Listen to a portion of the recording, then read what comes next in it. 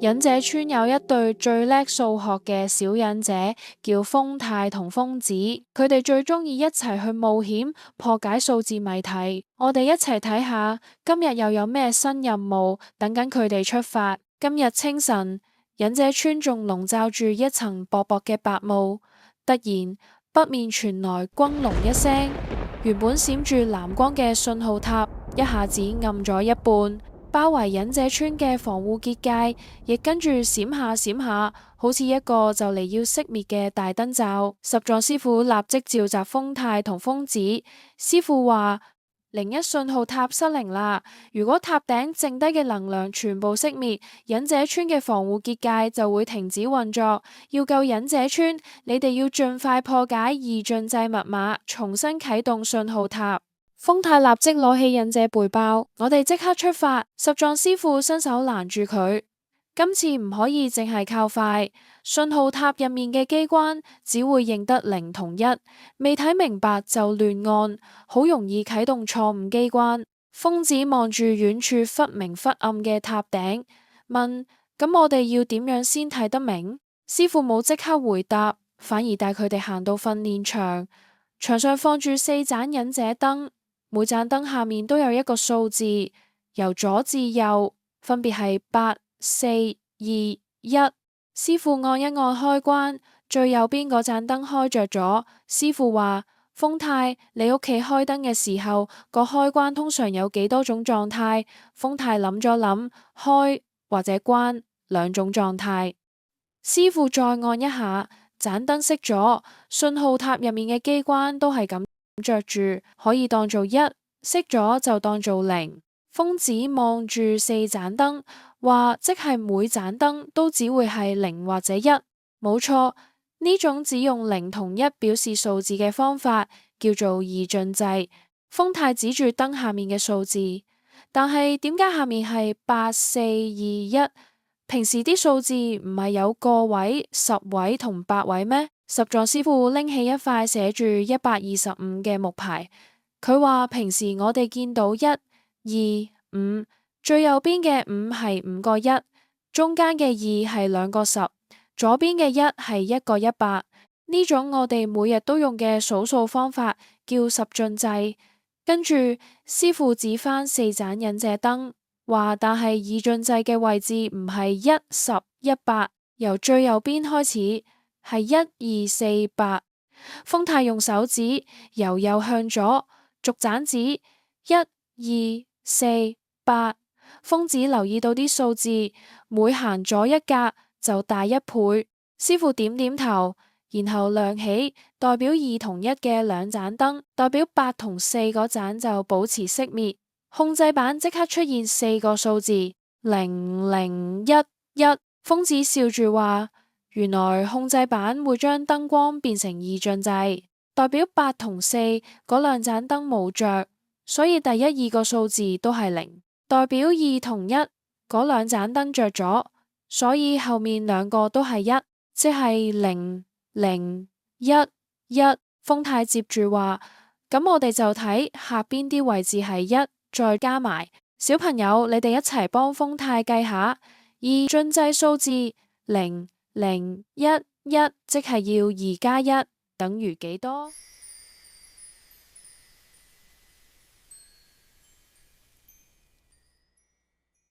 答案係3，所以二進制0、0、1、1就係等於3。風太開心咁話：原來燈開着咗，就睇下嗰個位置代表幾多，再加埋。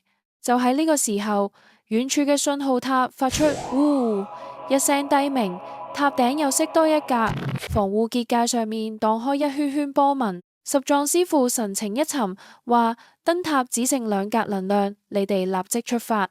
風太同瘋子沿住森林小路跑向信號塔，一路上樹葉被塔頂閃爍嘅藍光照到一明一暗。冇幾耐，2人就嚟到塔前。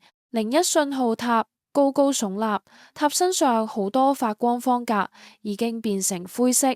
入口嘅巨大石門前有4盞燈，由左至右分別代表8、4、2、1。石門上慢慢亮起第一組密碼0010。豐太望住密碼，話今次唔好讀成普通數字。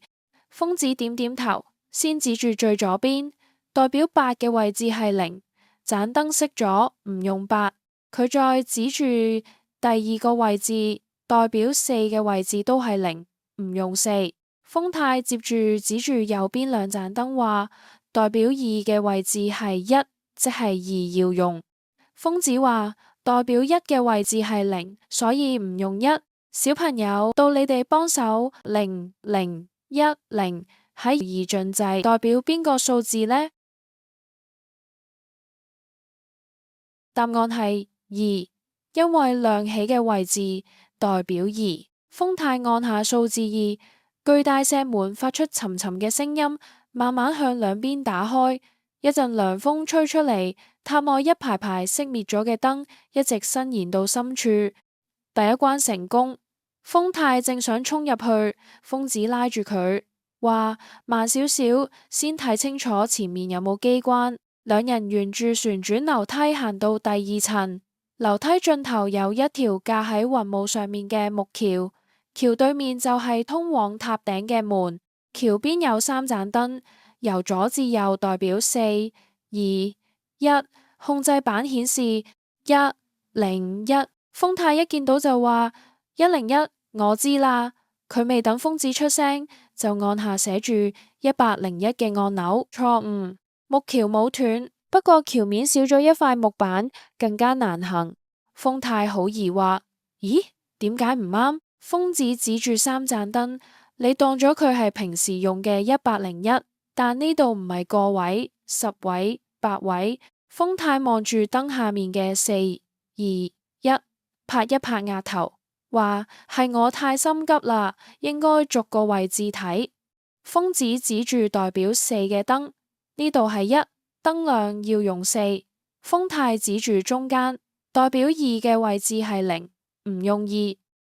瘋子再指住最右邊，代表1嘅位置係1，要用1。咁就將4同1加埋。小朋友，101入面亮起嘅位置代表4同1，4加1等於幾多？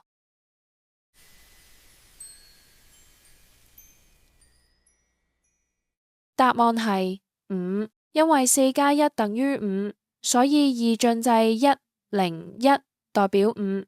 豐太小心咁按下數字5，控制板亮起綠光，消失咗嘅木板慢慢出現返，木橋穩穩咁接到對面。豐太鬆一口氣，原來見到幾個數字排埋一齊，都唔可以急住照普通方法讀。瘋子笑住話，先睇位置，先至知道每個一值幾多。兩人越過木橋，嚟到塔頂控制室。圓形房間四周都係大窗，從窗口可以望到忍者村嘅屋頂、森林，仲有已經變得好薄弱嘅防護結界。控制室中央有4盞大型信號燈，由左至右代表8、4、2、1。控制台不停閃爍，塔內傳出機關聲音，最後能量即將耗盡，請輸入最後密碼，重新啟動信號塔。控制板顯示0110。豐太望住越來越暗嘅能量燈，話今次唔可以再答錯。瘋子點點頭，話我哋一人睇2個位置。瘋子指住左邊第一格0110，代表8嘅位置係0，唔用8。豐太指住第2格，代表4嘅位置係1，要用4。瘋子再指住第3格，代表2嘅位置係1，要用2。豐太望住最右邊，代表1嘅位置係0，唔用1。控制室嘅燈突然暗咗一下，最後一格能量開始急速閃爍，情況好危急。瘋子望住豐太，而家亮起嘅位置係4同2。小朋友，最後一步交俾你哋。0110代表邊個數字呢？4加2等於幾多？如果需要多少少時間，可以暫停一下，再繼續。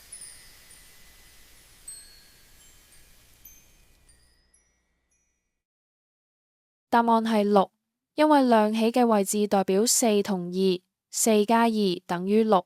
豐太同瘋子一齊按下數字6。控制室突然安靜咗1秒，跟住嗡一聲，大型信號燈逐盞亮起，藍色光芒沿住塔身一格一格向上走，最後從塔頂射向天空。忍者村上空原本薄弱嘅防護結界重新變得明亮又穩固，森林、屋頂同小路都被柔和嘅藍光照亮。豐太高興咁跳起，成功啦！豐子望住重新亮起嘅信號塔，今次唔係估中，係我哋自己睇清楚每個位置，再計出答案。返到忍者村，十狀師傅問豐太：今次你仲會唔會讀成101？豐太立即話：唔會，我會先睇位置，由右邊開始係1248。